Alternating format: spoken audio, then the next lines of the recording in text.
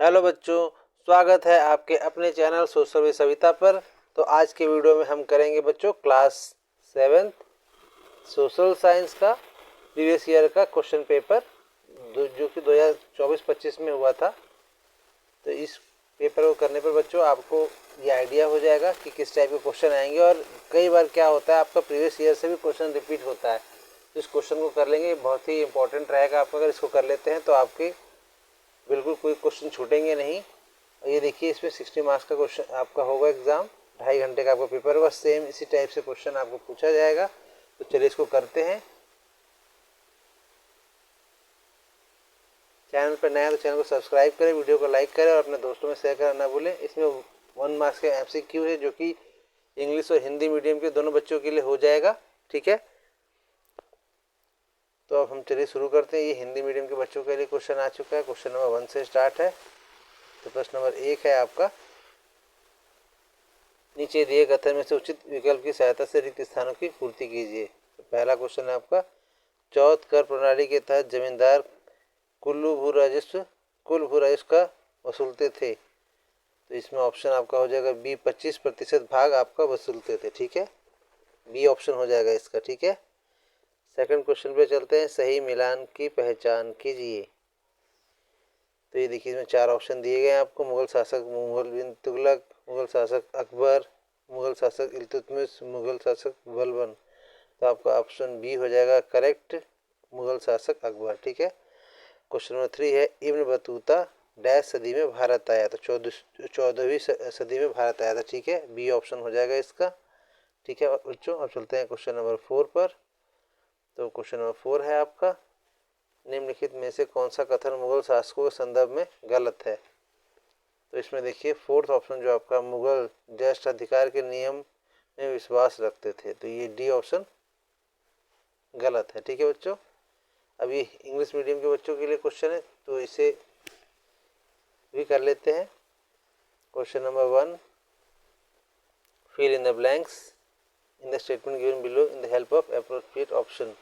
Under the Chauth tax system, जमींदार collected of the total land revenue।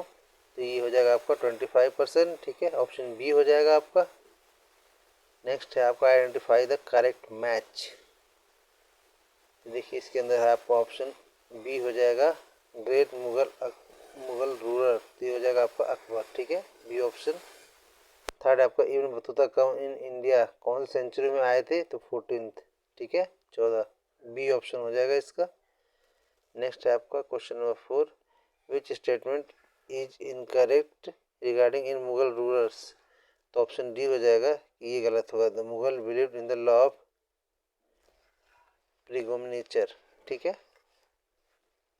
Option D हो जाएगा। Question number 5 है Hindi medium के बच्चों के लिए, दिल्ली सल्तनत के संदर्भ में निम्नलिखित कथनों को पढ़कर सही विकल्प का चयन कीजिए। तो ऑप्शन इसका डी हो जाएगा आपका 2 और 3। रजिया सुल्तान 1236 में दिल्ली की शासिका बनी और 1240 में रजिया सुल्तान को गद्दी से उतार दिया गया। ऑप्शन डी हो जाएगा आपका। ठीक है, चलते हैं क्वेश्चन नंबर 6 में। सुलह ए कुल की नीति किसने दी। तो ऑप्शन सी हो जाएगा आपका अकबर ने। ठीक है, सी हो जाएगा आपका। क्वेश्चन नंबर 7 है, पृथ्वी की सतह से आरंभ करते हुए वायुमंडल की परतों के सही क्रम की पहचान कीजिए। जिसमें ऑप्शन हो जाएगा क्षोभमंडल, समताप मंडल, मध्यमंडल, बहिर्मंडल। ठीक है, ऑप्शन ए हो जाएगा आपका। ठीक है, नेक्स्ट क्वेश्चन है प्रश्न नंबर 7, निम्नलिखित में से कौन सा एक मानव निर्मित पर्यावरण का उदाहरण है। तो ये हो जाएगा डी, पार्क। ठीक है, क्वेश्चन नंबर 9, गलत मिलान की पहचान कीजिए। तो महाद्वीप और आर्कटिक ये गलत हो जाएगा आपका। ठीक है,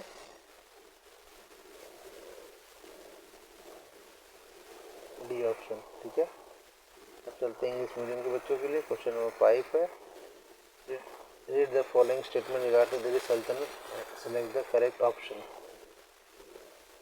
इसका ऑप्शन हो जाएगा ऑप्शन 2 एंड 3। फर्स्ट आपका ये हो जाएगा रॉन्ग, और 2 एंड 3 ये दोनों करेक्ट होगा। ये दोनों कहाँ पर मिल रहे हैं आपका, इस वाला ऑप्शन को मिल रहे हैं, ऑप्शन डी में। ठीक है, क्वेश्चन नंबर 6 है आपका, who gave the policy of Sulh e Kul, तो ऑप्शन सी हो जाएगा आपका अकबर, ठीक है, सी हो गया आपका अकबर। नेक्स्ट है question number 7, identify the correct sequence of layer of the atmosphere starting from earth surface. Earth surface से कौन सा होगा पहला, तो ये ट्रोपोस्फियर, स्ट्रेटोस्फियर, मेसोस्फियर और एक्सोस्फियर, ठीक है, ऑप्शन ए हो जाएगा इसमें ए, ठीक है। अब चलते हैं नेक्स्ट क्वेश्चन पे, question number 7, which of the following is an example of a human made environment, तो ऑप्शन डी हो जाएगा आपका पार्क। क्वेश्चन नंबर 9 है आपका, आइडेंटिफाई द रॉन्ग मैच, इसमें रॉन्ग मैच कौन सा है, तो रॉन्ग मैच आपका हो गया डी, कॉन्टिनेंट आर्कटिक, ठीक है, ऑप्शन डी हो जाएगा ये। अब चलते हैं हिंदी मीडियम के बच्चों के लिए, क्वेश्चन नंबर 10, सुनामी शब्द किस भाषा से लिया गया है, तो ऑप्शन है ये ए, जापानी, ठीक है, ये हो जाएगा आपका। क्वेश्चन 11 है आपका, असंगत की पहचान कीजिए, सड़क, इमारत, पार्क, इस समुदाय, ये अलग हो गया, तो ऑप्शन डी हो जाएगा आपका, ठीक है। क्वेश्चन नंबर 12, अमेजन बेसिन में पाया जाने वाला ब्रोमीलायड क्या है, तो ऑप्शन हो जाएगा ये बी, पौधा, ठीक है। क्वेश्चन नंबर 13,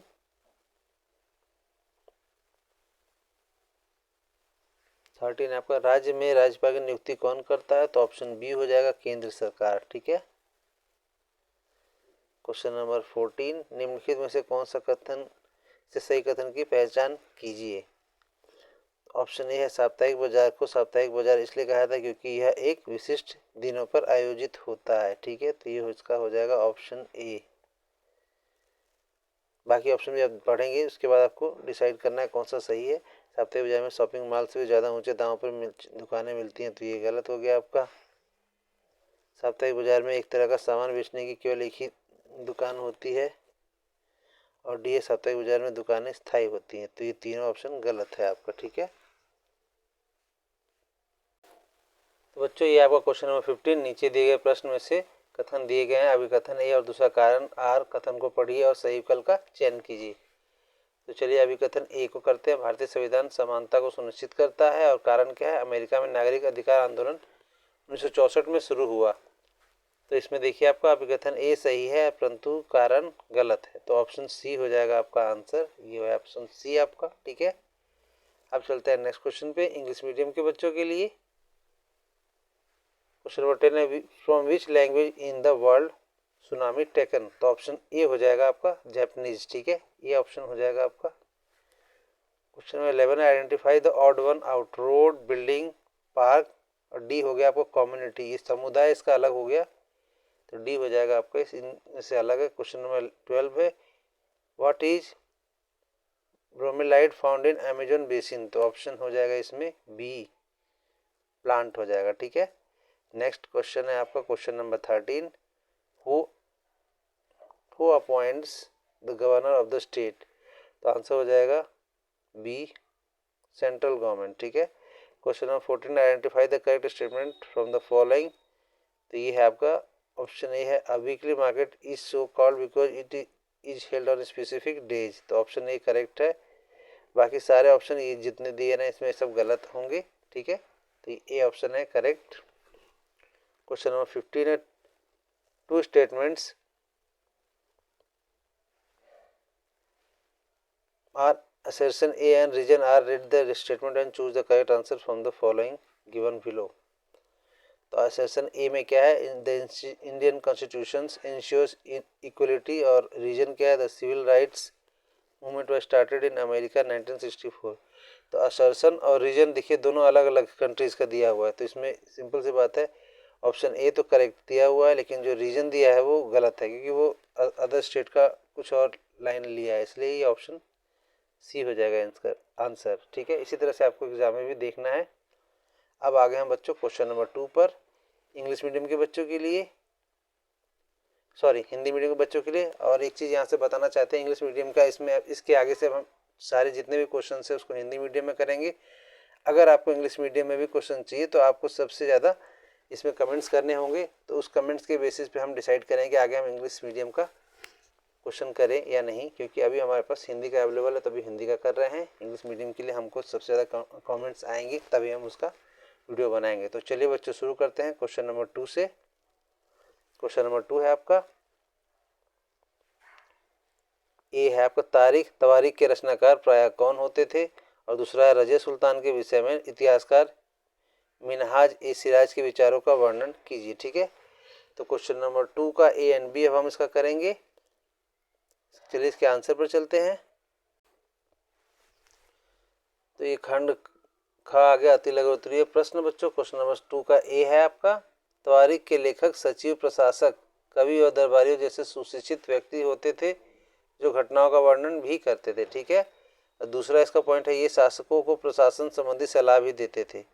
2 पॉइंट आपसे पूछा गया था, दोनों इसके पॉइंट्स हो गए बच्चों। तो आप इसको कॉपी में नोट करेंगे ताकि आपको रिवीजन करने में बहुत आसानी रहेगी। प्रीवियस क्वेश्चन है तो बहुत इंपॉर्टेंट है, क्वेश्चन रिपीट भी हो सकते हैं।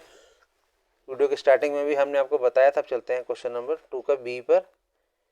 मिन ए सिराज ने स्वीकार किया कि रजिया अपने सभी भाइयों में सबसे अधिक योग्य एवं सक्षम थी। ठीक है बच्चों, इस तरह से क्वेश्चन नंबर 2 का आपका फर्स्ट और सेकंड दोनों क्वेश्चन कंप्लीट होता है। हम चलते हैं क्वेश्चन नंबर 3 पर। क्वेश्चन नंबर 3 है बच्चों आपका, आपको गुरु नानक जी की सबसे प्रिय लगने वाली किन्हीं 2 शिक्षाओं का उल्लेख कीजिए।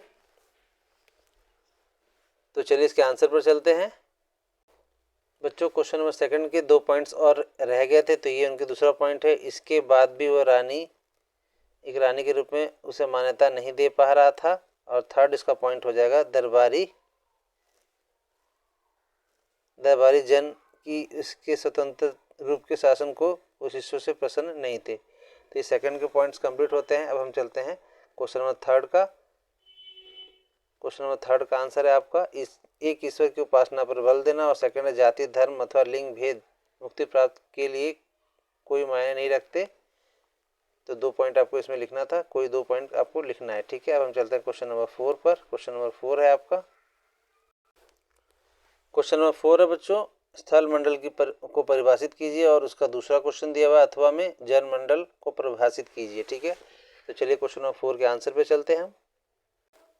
तो क्वेश्चन नंबर 4 का ए है बच्चों, जल मंडल पृथ्वी की ठोस प्रॉपर्टी या कठोर ऊपरी परत को स्थल मंडल कहते हैं। यह एक विषम स्थलाकृति वाला धरातल है जो चट्टानों एवं खनिजों से बना है। ठीक है, अथवा वाला क्वेश्चन पे चलते हैं। दूसरा, जल मंडल जल के क्षेत्र को जल मंडल कहते हैं। यह जल के विभिन्न स्रोतों जैसे नदी, झील, समुद्र, महासागर आदि जैसे विभिन्न जलाशयों से मिलकर बनता है। ठीक है बच्चों, इस तरह से क्वेश्चन नंबर 4 कंप्लीट होता है। हम चलते हैं क्वेश्चन नंबर 5 पर।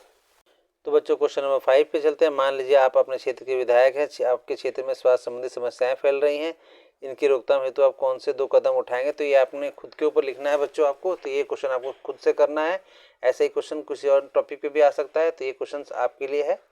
अब चलते हैं क्वेश्चन नंबर 6 पे का ए, मोहल्ले की दुकानों से कोई 3 महत्व बताइए। और दूसरा है, साप्ताहिक बाजार में हमें वस्तुएं प्रायः कम दाम पर मिल जाती हैं, कथन की समीक्षा कीजिए। ठीक है, तो चलिए क्वेश्चन नंबर 6 पे चलते हैं। क्वेश्चन 6 का ए और बी दोनों करेंगे।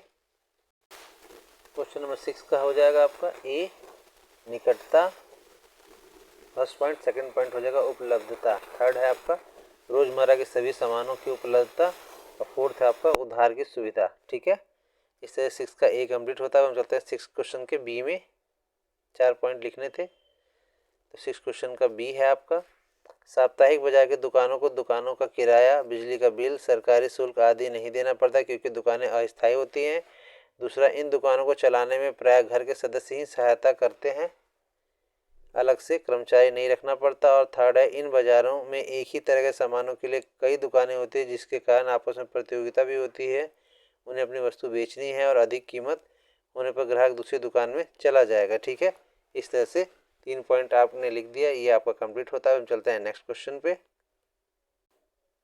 प्रश्न 7 है आपका, मध्य मंडल की किन्हीं 3 विशेषताओं का वर्णन कीजिए, या अथवा में आप कर सकते हैं बहिमंडल की किन्हीं 3 विशेषताओं का वर्णन कीजिए। तो चलते हैं क्वेश्चन नंबर 7 के आंसर पे। क्वेश्चन नंबर 7 का ए है बच्चों आपका, मध्य मंडल। तो पहला पॉइंट है, यह वायुमंडल की तीसरी परत है। दूसरा, यह समताप मंडल के ठीक ऊपर होती है, जो लगभग 80 किलोमीटर की ऊंचाई तक फैली है। और थर्ड है, अंतरिक्ष से प्रवेश करने वाले उल्कापिंड इस परत में आने पर जल जाते हैं। इस तरह से पॉइंट वाइज लिखेंगे तो आपको अच्छे मार्क्स मिलते हैं बच्चों। तो इस तरह से आपको ये भी आइडिया हो रहा होगा कि किस तरह से हमको एग्जाम में क्वेश्चन के आंसर करने हैं। अब इसके बी ऑप्शन पे चलते हैं हम। तो इसका बी ऑप्शन पूछा गया था बहिर्मंडल के ऊपर। तो बहिर्मंडल यह वायुमंडल की सबसे ऊपरी परत होती है जहाँ वायु की परत पतली होती है। थर्ड पॉइंट है हल्की गैसें जैसे हीलियम और हाइड्रोजन यहीं से अंतरिक्ष में तैरती रहती हैं। ठीक है बच्चों, इस तरह से आपका क्वेश्चन नंबर 7 कंप्लीट होता है। अब हम चलते हैं नेक्स्ट क्वेश्चन पे, क्वेश्चन नंबर 8 पर। तो बच्चों हम आ चुके हैं क्वेश्चन नंबर 8 पर। क्वेश्चन नंबर 8 का क्वेश्चन है ज्वार भाटा किस प्रकार उत्पन्न होते हैं, व्याख्या कीजिए। या फिर अथवा में है आपका दूसरा, महासागरीय धाराओं की व्याख्या कीजिए। तो इनमें से जो आपको अच्छे से आता है उसको करेंगे। अब क्वेश्चन नंबर 9 भी इसी में हम देख लेते हैं। औरंगजेब की परवर्ती मुगल शासकों के समय की प्रशासनिक व्यवस्थाओं का उल्लेख कीजिए। तो चलते हैं क्वेश्चन नंबर 8 का आंसर पे और 9 पर। तो बच्चों क्वेश्चन नंबर 8 है आपका आंसर, दिन में 2 बार नियम से महासागरीय जल का उठना एवं गिरना ज्वार भाटा कहलाता है। और दूसरा है सूर्य एवं चंद्रमा के शक्तिशाली गुरुत्वाकर्षण बल के कारण पृथ्वी की सतह पर ज्वार भाटे आते हैं। ठीक है। और थर्ड पॉइंट है जब पृथ्वी पर जल चंद्रमा के निकट होता है उस समय चंद्रमा के गुरुत्वाकर्षण बल से जल अभिकर्षित होता है जिसके कारण उच्च ज्वार आते हैं। ठीक है। तो क्वेश्चन नंबर 8 का ए कंप्लीट होता है। हम चलते हैं क्वेश्चन नंबर 8 का। अच्छा 5 बिंदु पूछा गया था तो अभी 2 पॉइंट और हैं आपका, तो ये कर लेते हैं पहले हम। पूर्णिमा एवं अमावस्या के दिन में सूर्य चंद्रमा और पृथ्वी तीनों एक सीध में होते हैं और इस समय सबसे ऊंचे ज्वार उठते हैं जिन्हें उच्च ज्वार कहते हैं। लेकिन जब चांद अपने प्रथम एवं अंतिम चतुर्धाश में होता है तो चांद एवं सूर्य का गुरुत्वाकर्षण बल विविध दिशाओं में महासागरीय जल पर परिणाम स्वरूप निम्न ज्वार भाटा आता है जिसे लघु ज्वार भाटा कहते हैं। ठीक है। इस तरह से आपके 5 पॉइंट कंप्लीट होते हैं। अब चलते हैं इसके अथवा क्वेश्चन पे, महासागरीय धाराएं पर। तो ऑप्शन बी में चलते हैं इसके, महासागरीय धाराएं निश्चित दिशा में महासागरीय सतह पर नियमित रूप से बहने वाली जल धाराएं होती हैं। ठीक है। सेकंड पॉइंट है महासागरीय धाराएं गर्म या ठंडी हो सकती हैं। थर्ड है सामान्यतः गर्म धाराएं भूमध्य रेखा के निकट उत्पन्न होती है और ध्रुवों की ओर प्रवाहित होती हैं। अब फोर्थ है आपका ठंडी धाराएं ध्रुवों या उच्च अक्षांशों के उष्ण कटिबंधीय एवं निम्न अक्षांशों की ओर प्रवाहित होती हैं। ठीक है। इसी में आपका 5th पॉइंट है लैब्राडोर महासागरीय धाराएं शीत जल धाराएं होती है जबकि गल्फ स्ट्रीम गर्म धाराएं होती है। ठीक है। इस तरह से आपका क्वेश्चन नंबर 8 कंप्लीट होता है। अब हम चलते हैं क्वेश्चन नंबर 9 पर। क्वेश्चन नंबर 9 है आपका,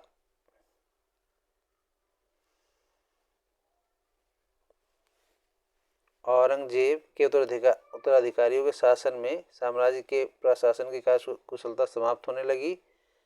सेकंड है आपका मन समदारों के शक्तिशाली वर्गों को वश में रखना केंद्रीय सत्ता के लिए कठिन हो गया। थर्ड है सूबेदार के रूप में नियुक्त अभिजात अक्सर राजस्व व सैन्य प्रशासन दोनों कार्यालयों पर नियंत्रण रखते थे। अब फोर्थ है आपका मुगल साम्राज्य के विशाल क्षेत्रों पर सूबेदारों को विस्तृत राजनीतिक आर्थिक और सैन्य शक्तियां मिल गई। ठीक है। अब 5th पॉइंट है आपका, जैसे जैसे सूबेदार के प्रांतों पर अपना नियंत्रण सुदृढ़ किया राजधानी पहुंचने वाले राजस्व की मात्रा में कमी आती चली गई। ठीक है। सूबेदारों ने जैसे प्रांतों पर अपना नियंत्रण सुदृढ़ किया राजधानी पहुंचने वाले राजस्व की मात्रा में कमी आ गई। इस तरह से आपके 5 पॉइंट कंप्लीट होते हैं। अब हम चलते हैं क्वेश्चन नंबर 10 पर। तो ये है इंग्लिश मीडियम के बच्चों के लिए क्वेश्चंस। आप बच्चों क्वेश्चंस को देख लीजिए, अगर आपको ज़्यादा कमेंट आएंगे तभी हम इसका आगे वीडियो बनाएंगे। अभी फिलहाल हम हिंदी मीडियम के बच्चों के लिए क्वेश्चंस बना रहे हैं, तो आपको ये क्वेश्चंस दिखा रहे हैं ताकि आप इस क्वेश्चन को देख लीजिए। इस टाइप से क्वेश्चन आपके आते हैं। ये प्रीवियस ईयर्स का क्वेश्चन है आपका, तो इसको बड़े ध्यान से देख लीजिए ताकि आप इसको देख के भी प्रैक्टिस कर सकते हैं। ठीक है। अब हम चलते हैं हिंदी मीडियम के बच्चों के लिए क्वेश्चन नंबर 10 पर। तो क्वेश्चन नंबर 10 है आपका, दिए गए गद्यांश में से पढ़िए और नीचे दिए गए प्रश्नों के उत्तर दीजिए। तो गंगा ब्रह्मपुत्र बेसिन के ऊपर ये पूरा लिखा हुआ है, इसमें आपको बड़े ध्यान से इसको गद्यांश को पढ़ना है। जो भी इंपॉर्टेंट आपको लग रहा है लाइन उसको आपको अंडरलाइन करना है ताकि जब आप क्वेश्चन करें तो बार बार इसको दोबारा से पूरा ये गद्यांश को पढ़ना ना पड़े आपको। तो इस तरह से क्या होगा, आपको टाइम की बचत होगी और आप अच्छे से इसका आंसर कर पाएंगे। तो ये आ गया इसका क्वेश्चन। कुछ क्वेश्चन का आंसर हमने इसी में कर दिए हैं, कुछ के आंसर हमने यहाँ स्पेस नहीं होने के कारण दूसरे पेज पर किया। जैसे प्रश्न नंबर 1 है आपका, गंगा ब्रह्मपुत्र बेसिन के किस क्षेत्र में स्थित है, देश के क्षेत्र के किस देश में स्थित हो, ये भारत में हो जाएगा ऑप्शन इसका। सेकंड है आपका गंगा ब्रह्मपुत्र बेसिन की मुख्य फसल क्या है, तो ये हो गया धान हो गया आपका। थर्ड क्वेश्चन है आपका गंगा ब्रह्मपुत्र बेसिन में जनसंख्या घनत्व अधिक क्यों है, तो चलिए इसके उत्तर पर चलते हैं। 10.3 तो ये है बच्चों प्रश्न नंबर 1 का आंसर भारत हो गया। सेकंड हो गया आपका धान, जो कि हमने क्वेश्चन पेपर में कर दिया था। अब ये थर्ड है इसका, तो थर्ड में चलते हैं। क्वेश्चन नंबर 3 का फर्स्ट है फसल उगाने के लिए समतल भूमि उपलब्ध है। सेकंड है मिट्टी उपजाऊ है।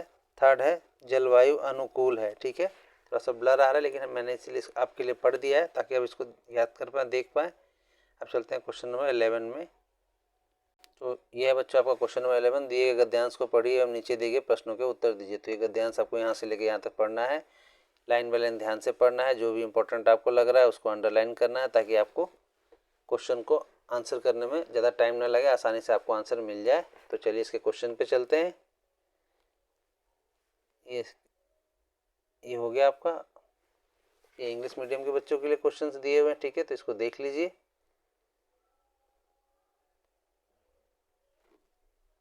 ये पैसेज को पढ़ के इसी अकॉर्डिंग आपको आंसर देना है। ठीक है, तो चलिए अब इसके क्वेश्चंस पे चलते हैं हिंदी मीडियम के बच्चों के लिए।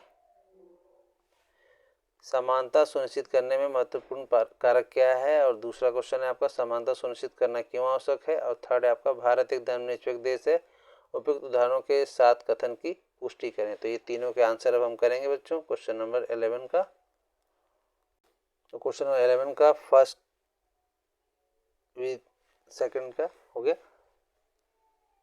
तो 11 का 11.2 का हो गया विविधता की इज्जत करना एवं उसे मूल्यवान मानना। ठीक है, 11 का 2 हो जाएगा आपका व्यक्ति की गरिमा सुनिश्चित करने के लिए, या दूसरा कोई अन्य प्रश्न। ठीक है, अब इसका थर्ड है आपका सरकार सभी धर्मों को बराबर मानती है, लोग बिना रोक टोक के अपने धर्म का पालन करते हैं, और थर्ड पॉइंट है कोई एक, तो इसमें आपको 2 पॉइंट ही देना था। ठीक है, अब चलते हैं प्रश्न नंबर 12 पे। तो बच्चों प्रश्न नंबर 12 है, नीचे दिए गए गद्यांश को पढ़िए और उसके उत्तर दीजिए। तो ये आपका गद्यांश दिया हुआ है यहाँ से यहाँ तक, तो इसे ध्यान से पढ़ना है और इम्पोर्टेंट लाइंस को अंडरलाइन करके तभी हम इसके क्वेश्चन पे चलेंगे। क्वेश्चन नंबर 1 है भेदभाव कब होता है, दूसरा भेदभाव व्यवहार के लिए कुछ उदाहरण दीजिए, और थर्ड है भेदभाव को रोकने के लिए कोई 2 कदम सुलझाए। अकॉर्डिंग टू ये क्वेश्चंस के जो आपका गद्यांश दिया उसके अकॉर्डिंग इसके आंसर देने हैं। तो चलिए हम इसके आंसर पर चलते हैं। तो प्रश्न 12 का फर्स्ट का आंसर, जब लोग पूर्वाग्रह या रूढ़िबद्ध धाराओं के आधार पर व्यवहार करते हैं। सेकंड का आंसर आपका एक ही हैंडपंप या कुएं से पानी नहीं लेने देना, कोई अन्य उदाहरण। ठीक है, इसके अलावा कोई और आता तो वो भी लिख सकते हैं आप। 12.3 चलते हैं अब, पूर्वाग्रहों या रूढ़िबद्ध धाराओं से बचना चाहिए, और सेकंड है आपका विविधता को स्वीकार करना। ठीक है, इस तरह से आपका क्वेश्चन नंबर 12 कंप्लीट होता है। अब चलते हैं हम क्वेश्चन नंबर 13 पर। क्वेश्चन नंबर 13 आपका दिए गए गद्यांश को पढ़िए और नीचे दिए गए प्रश्नों के उत्तर दीजिए। तो इसमें देखिए इस तरह से गद्यांश पूछा गया, एक लड़की के ऊपर दिया गया है। हमारी टीम बहुत खास है, हमारी टीम में एकता है, झगड़ा हो जाए तो जल्दी सुलझा लेते हैं, जल्दी ही भूल जाते हैं, साथ में मिलकर रहना हमने सीखा यहाँ से। और हमारी टीम में कुछ लड़कियों को मुंबई शहर की तरफ खेलने का मौका मिला, ये मैच सोलापुर में हुआ था। ठीक है, तो इसने एक लड़की के ऊपर दिया, फिर इसके ऊपर एक जरीन है उसके ऊपर दिया गया है। ये पूरा इसको ध्यान से पढ़ेंगे, अगर हम इसको सबको पढ़ेंगे तो क्वेश्चन आपकी वीडियो बहुत लंबा हो जाएगा। तो ये देख लीजिए इस तरह से आपको दिया जाएगा, इसके बेस पर आपके 3 क्वेश्चन पूछे जाएंगे। तो 3 क्वेश्चन में से पहला क्वेश्चन आपका, तो बच्चों पहला क्वेश्चन है आपका पहली लड़की ने अपनी टीम को खास क्यों कहा, दूसरा लड़की को किस टीम से खेलने का मौका मिला, और तीसरा है सोलापुर के मैच में टीम का अनुभव कैसा रहा। तो सेकंड का तो आपका आंसर यहाँ पे है मुंबई। ठीक है, अब फर्स्ट और थर्ड को हम चलिए देखते हैं इसके आंसर को। तो बच्चों हम आ चुके हैं क्वेश्चन नंबर 13 पर। 13 का आंसर है क्योंकि उसकी टीम में एकता है। सेकंड का आपका मुंबई बता दिया था। क्वेश्चन नंबर 13 का थर्ड पे चलते हैं। दूसरी जगह से आई टीम की लड़कियां उनसे ठीक से बात नहीं कर रही थी, और दूसरी टीम उनके साथ जूनियर की तरह बर्ताव कर रही थी और खेलने का मौका भी नहीं दे रही थी। ठीक है, 2 पॉइंट बोला गया था, तो 2 पॉइंट इसका हो चुका। अब चलते हैं नेक्स्ट क्वेश्चन पे। तो ये है बच्चों इंग्लिश मीडियम के बच्चों के लिए क्वेश्चन नंबर 11। क्वेश्चन नंबर 12 हो गया आपका, ये देख लीजिए आप इसको ध्यान से, इसको नोट भी कर सकते हैं आपके लिए प्रैक्टिस के लिए। और ये है आपका क्वेश्चन नंबर 13। और ये उसके क्वेश्चंस। ठीक है, तो अब ध्यान से इसको यहाँ से यहाँ तक पढ़ेंगे, उसके बेसिस पे आपको ये आंसर करना है। ठीक है, अब चलते हैं हम इसके हिंदी मीडियम के बच्चों के लिए क्वेश्चन नंबर 14 पर। क्वेश्चन नंबर 14 है मानचित्र आधारित क्वेश्चन है आपका बच्चों। इसको थोड़ा सा आपके लिए बड़ा कर देते हैं। भारत में दिए गए रेखा मानचित्र पर निम्नलिखित में से किन्हीं 5 स्थलों को उचित संकेतों द्वारा दर्शाइए। ठीक है, ये हिंदी इंग्लिश मीडियम दोनों बच्चे इसको देख सकते हैं। पश्चिम बंगाल, आंध्र प्रदेश, राजस्थान, मध्य प्रदेश, तमिलनाडु और दिल्ली, इसको हमें मैप के ऊपर इंडिकेट करना है। ठीक है, कैसे मैप पे करना है इसको हम चलिए देखते हैं। ये दृष्टिबाधित बच्चों के लिए है। सेक्शन एफ में देखिए क्वेश्चन है, ये इंग्लिश मीडियम के बच्चे भी इस क्वेश्चन को देख लीजिए। मैप का क्वेश्चन है आपका, इसमें से आपको वेस्ट बंगाल, आंध्र प्रदेश, राजस्थान, मध्य प्रदेश, तमिलनाडु और दिल्ली को मैप में इंडिकेट करना है। ठीक है, तो मैप में चलिए हम चलते हैं, मैप में इसको इंडिकेट करेंगे। ठीक है,